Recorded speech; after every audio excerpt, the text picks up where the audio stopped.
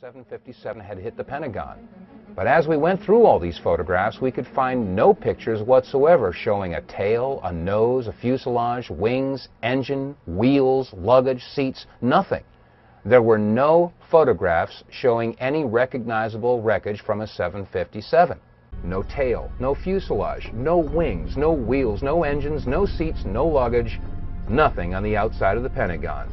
Exterior photographs are misleading because they show only the intact roof structure of the outer rings and don't reveal the plane penetrated all the way to the ground floor of the third ring. One engine of the aircraft punched a 12-foot hole through the wall of the second ring. From wingtip to wingtip, a 757 is 124 feet 10 inches. From nose to tail, a 757 is 155 feet and 3 inches in length, and the height is 44 feet and 6 inches.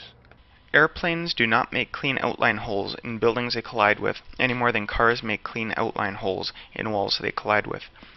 The Pentagon, built mostly of wood and concrete, and in that one section having been recently reinforced, is a heavy and solid object.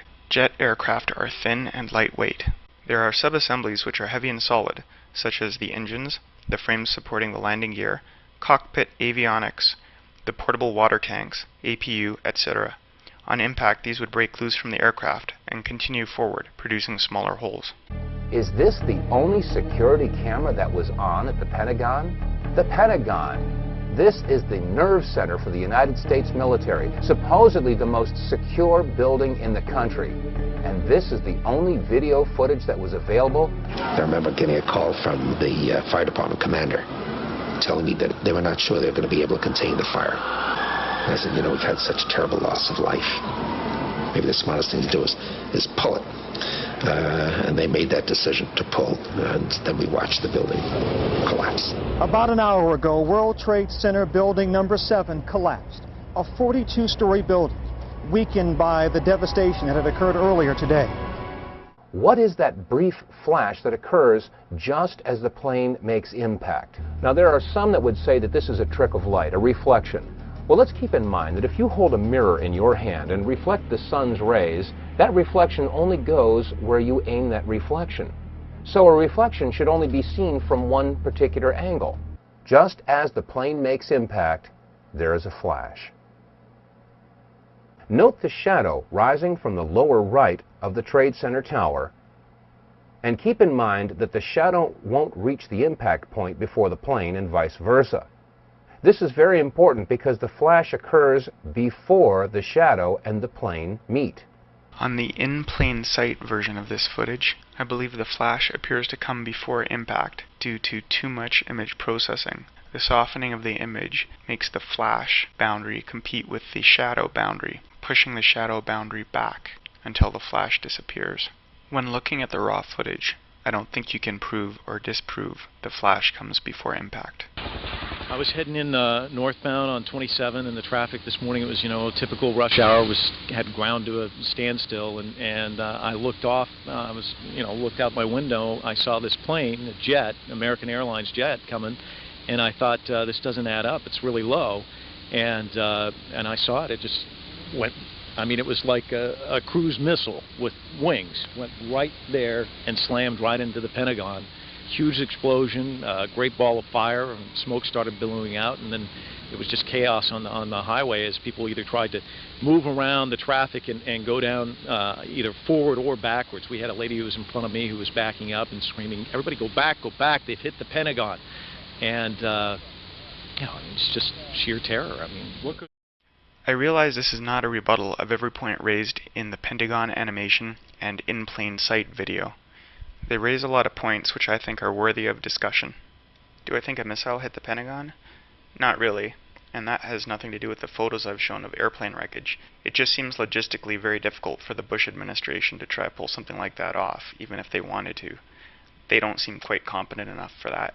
Now, how could anyone conceive of the idea that the Bush administration would want to launch missiles at its own buildings, or in some way be responsible for the destruction that happened on 9/11. The Project for the New American Century, or PNAC, was founded in 1997. Among its supporters were 3 Republican former officials who were sitting out the Democratic presidency of Bill Clinton: Donald Rumsfeld, Dick Cheney, and Paul Wolfowitz. In open letters to Clinton and GOP congressional leaders the next year, the group called for the removal of Saddam Hussein's regime from power, and a shift towards a more assertive U.S. policy in the Middle East, including the use of force, if necessary, to unseat Saddam. And in a report just before the 2000 election that would bring Bush to power, the group predicted that the shift would come about slowly, unless there were some catastrophic and catalyzing event, like a new Pearl Harbor. That event came on September 11th. By that time, Cheney was vice president, Rumsfeld was secretary of defense, and Wolfowitz his deputy at the Pentagon. The next morning, before it was even clear who was behind the attacks, Rumsfeld insisted at a cabinet meeting that Saddam's Iraq should be a principal target of the first round of terrorism. While this doesn't prove the validity of any conspiracy theories, it does suggest that the Bush administration should not be taken at face value on the subject of Iraq. If you've got a weekend to spare, I recommend browsing through all the 911 conspiracy theory sites. If you're into military hardware, you can peer at the supposed bump on the bottom of the 747, or if you're an engineer, you can read the Federal Emergency Management Agency World Trade Center Building Performance Study and look for flaws. And there's even seismic records for seismologists. Truly, there is something for everybody. And to wrap this up, here's one of the more interesting points made on a conspiracy theory website. This is footage of the North Tower. Note that the camera shakes 13 seconds before the collapse. This is not footage I got from the conspiracy theory website. I got this elsewhere. Here's Howard Dean commenting on conspiracy theories in December 2001. Note that the right-wing press misrepresented his remarks and vilified him for them. Once we get you in the White House, would you please make sure that there is a thorough investigation of 9/11 and not Yes. stonewall There is a it? report which the president is suppressing evidence for, which is a thorough investigation of 9/11. Why do you think he's suppressing that report? I don't know. There are many theories about it. The most interesting theory that I've heard so far, which is nothing more than a theory, it can't be proved, is that he was warned ahead of time by the Saudis. Now, who knows what the real situation is, but the trouble is, by suppressing that kind of information, you lead to those kinds of theories, whether they have any truth to them or not, and eventually they get repeated as fact. So I think the president's taking a great risk by suppressing the key information that needs to go to the Kane Commission